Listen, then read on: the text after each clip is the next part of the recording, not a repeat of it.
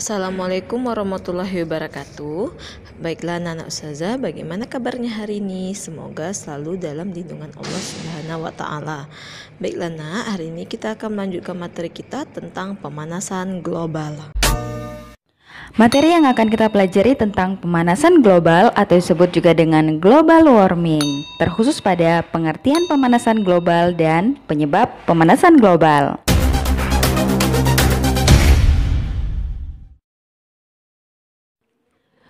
Pernahkah kamu mengamati perubahan musim yang terjadi akhir-akhir ini? Dalam pelajaran IPS, kamu ketahui bahwa bulan Mei hingga September di Indonesia berlangsung musim kemarau, dan bulan Oktober hingga April berlangsung musim penghujan. Akan tetapi, beberapa tahun terakhir ini perubahan musim di negara kita tidak dapat diprediksi lagi. Terkadang bulan Mei di Indonesia masih turun hujan dan di bulan November di Indonesia masih berlangsung musim kemarau. Adapun yang lebih menakjubkan lagi, peristiwa tersebut tidak dapat diprediksikan. Musim ini tidak hanya terjadi di Indonesia saja, akan tetapi terjadi juga di negara-negara lain di dunia. Pernahkah kalian mendengar berita turunnya salju di Arab? Berita munculnya matahari ketika musim salju di Tiongkok? Mengapa hal ini dapat terjadi? Ternyata peristiwa tersebut berkaitan erat dengan perubahan iklim di dunia. Perubahan iklim tersebut terjadi karena adanya perubahan lingkungan. Tidak dapat dipungkiri bahwa perubahan lingkungan terjadi sebagai akibat dari aktivitas manusia. Maha besar Allah yang telah menciptakan alam dengan keseimbangannya. Oleh karena itu, marilah belajar dengan sungguh-sungguh serta berusaha untuk melestarikan alam sebagai wujud ketakwaan kepada Tuhan yang Maha Esa, agar kelak menjadi manusia yang cerdas dan peduli terhadap semua ciptaan Tuhan.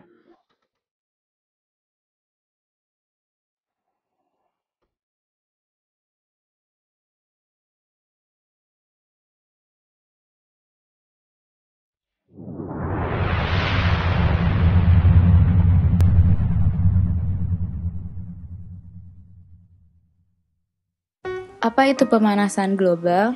Pemanasan global adalah suatu proses meningkatnya suhu rata-rata atmosfer, laut, dan daratan bumi, yang dalam bahasa Inggris disebut juga global warming. Apa penyebab pemanasan global? 1. Penebangan hutan.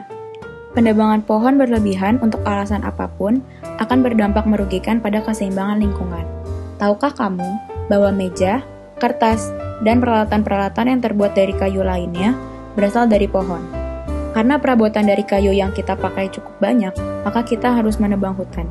Dan itu membuat lingkungan menjadi lebih kering yang mengarah pada perubahan iklim. 2. Peningkatan gas karbon dioksida, karbon monoksida, dan metana. Semakin banyak industri, pabrik, dan kendaraan bermotor yang berkembang, maka semakin banyak gas karbon monoksida, karbon dioksida, dan gas metana yang dihasilkan. Yang dimana gas tersebut dapat menangkap cahaya panas sehingga panas tersebut tidak dapat disalurkan lagi keluar angkasa dan menyebabkan pemanasan global. 3. Efek rumah kaca. Energi yang diserap dipantulkan kembali dalam bentuk radiasi inframerah oleh awan dan permukaan bumi. Namun, sebagian besar inframerah tertahan oleh awan, gas karbon dioksida, dan gas lainnya untuk dikembalikan ke permukaan bumi.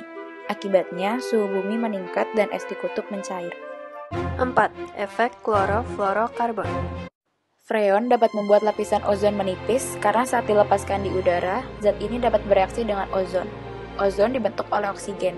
Namun, karena bereaksi dengan freon, maka lapisan ozon tersebut berubah menjadi oksigen, sehingga akibat dari pelepasan freon ini, lapisan ozon di atmosfer menjadi menipis, bahkan terdapat lubang ozon. Lubang inilah yang akhirnya membuat pemanasan global.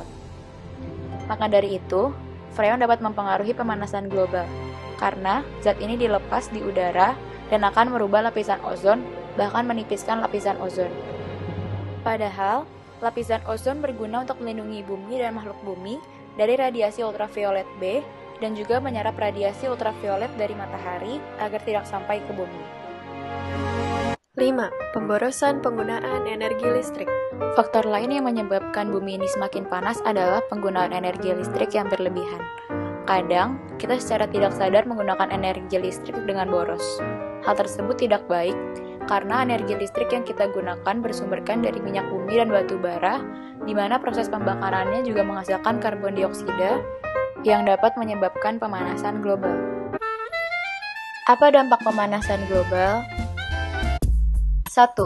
Peningkatan suhu bumi.